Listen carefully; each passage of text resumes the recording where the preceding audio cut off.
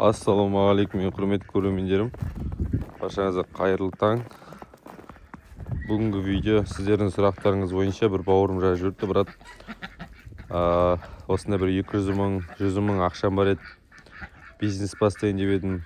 Қандай бизнес бастасам болады? Құс бақсам бола ма, или мал алып мал бақсам бола ма дейді. Бүгін аламандан сол туралы сіздерге айтатын болам. Біз енді өзіміз қазіргі таңда құс шаруашылығымен айналысып жатырмыз. Бізде қазіргі таңда міне тауық бар,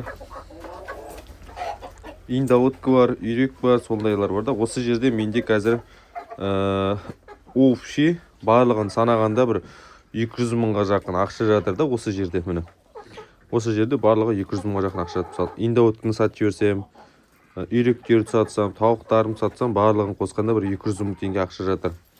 Мысалы, 200 мың теңге мынандай ақша ғой, міне. Мысалы, менің қолымда қазір міне 260 теңге ақша бар да, міне. Мынау 200 мың теңге міне. Мынау ойдан шыққан 10 мыңдықтар. 200 мың теңге. Бұл 200 мыңға не істей аламыз, қандай бизнес ашамыз? Бүгін сіздерге сол туралы айтатын болам. Мысалы, мына индоутка алсаңыз, мысалы мына жерде примерно бір 10 индоутка бар. 10 индоуткадан сіздер бір жылдың ішінде олар 2 рет басады. Соны ескерсеңіздер болады. Бір жылда 2 рет басқан индоутка есептей беріңіздер. Өзі сіздер бір индоуткадан мысалы 10 балапан шыққанның өзінде 10 индоутканың енді бір 2-еу еркек или 3-еу еркек болғанның өзінде 8 индоуткадан 80 балапан аласыздар, және де 160 балапан аласыздар ғой. Бір жылда 2 рет басады бір индоутка. 160 балапан аласыздар. 160 балапанда уже сіздер 5 мыңнан немесе 10 мыңнан сатасын болсаңыздар, мысалы өзінің сезонына қаратай өтеді бұларда. Сол кезде уже сіздер жақсы ақша көтеріп ала аласыздар. Мысалы тауық бақсаңыздар болады, мысалы породистый тауықтар, кучин, австралоп, адлер бақсаңыздар, бұлардың жұмыртқасын сіздер инкубационный бағытта сатсаңыздар болады. Инкубационный бағытын сатқан жағдайда 250 теңгеден бастап сатасыздар. 250 теңгеден бастап сатқан кезде уже сіздер тек қана оны сезонмен табасыздар. Қалған уақытта сіздер оны жұмыртқасын 80 теңге мен 100 теңге аралығында сата аласыздар жеуге. Немесе несушка тауықтарын алсаңыздар болады. 200 мыңға ламан браун немесе лигорн породасындағы тауықтарды алсаңыздар, олар сіздерге уже күнделікті жұмыртқаны күнде туады. Уже олар сіздер плюс жаққа қаратай өтесіздер. Мысалы, мыналармен сезонында тапсаңыздар ақшаны, онымен постоянно тауып отырасыздар.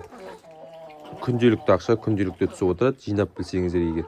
Немесе 200 мың теңгеге 4 қой алып алсаңыздар болады. 50 мыңнан 4 қойыңызды сіздер бір жылда қошқарға қосқанда бір жылда 3-еу болады, немесе 2-еу қосылады, немесе 4-еу қосылады деген сияқты үстіне қосылатын. Бірақ онда да кішкене болса да өздеріңіздің, мысалы ет дейсеңіздер, еттеріңіз алдарыңызда ет болады. Тағы не айтсам болады. Тағы сондай бір. Немесе 200 мыңға бір 10 бас ешкі алып алсаңыздар болады. 20 мыңнан 10 бас ешкіні сіздер бір жылда олар тоже 2 рет туатын сияқты. Бір жылда ешкілер, менің білуім бойынша. Бір жылда 2 рет туанның өзінде сіздер оны артығымен қайтарып аласыздар. Мысалы, породисты ешкілер алсаңыздар болады, сүтті ешкілер. Сондай жағдайлары бар. Енді мен өзім қазір құспен айналысып отырмын. Өзіңіз білесіздер, пока бізде құс. Мен дейтін бала кезінен бастап құс бағам. 2017-тен бастап, өзім енді 18-ге толғаннан бастап құспен айналысып жатырмын. Оған енді балалықпен айналыстық, әрлі-берлі қалай ақша табамын, істейміз білген жоқпыз ғой.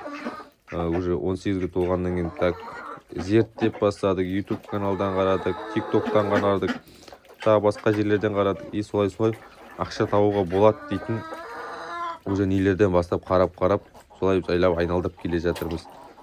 Мысалы 200 мыңға жабағы алсаңыздар болады да, жабағы. Ол жабағаны сіз 2 жыл тағы күтесіз. Ол 2 жылдан кейін ол туса туады, тумай қалса тағы қысыр болып қалады. Немесе бұзау алсаңыздар болады. Ол бұзауды тоже сіздер 2 жыл күтесіздер. Ол сиыр қашар болады, қашар болғанда ол қашады. Оның тағы жүрістері көп болып қалады.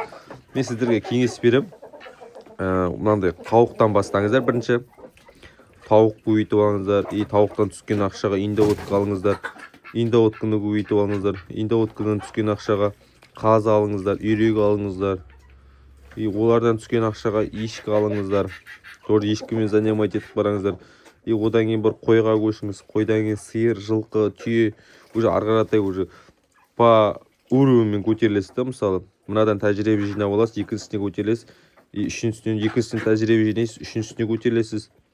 Уже сізде тәжірибе больше болады да. Мысалы, сіз барып рискі барып, немесе сиырға, немесе қойға барып бірден бар соған жармасатын болсаңыз, сіз малдан, құстан дым білмейтін болсаңыз, онда сіз уже минусқа кіріп кетесіз. Ең бірінші ол осылай ұсақ түйектен бастаған дұрыс. Тауық аласыз, ол ауырады, оны емдейсіз, витамин бересіз. Осылай істесе туады, осылай істесе тумайды деген сияқты нәтижелерге тап боласыз. Опыт жинайсыз, содан кейін үйрекке көшесіз. Дальше сөйтіп кете бересіз. Менің енді жеке өз ойым. Сіздер өз ойларыңызды комментарияға қалдырып кетсеңіздер болады. Мына уже жұмыртқа туып жүрген астрологым. Әзірге осы достар, келесі видеода көріскенше сау саламатта болыңыздар. Видео ұнаса лайк басыңыздар, комментария қалдырып кетіңіздер. Келесі видеода көріскенше сау саламатта болыңыздар.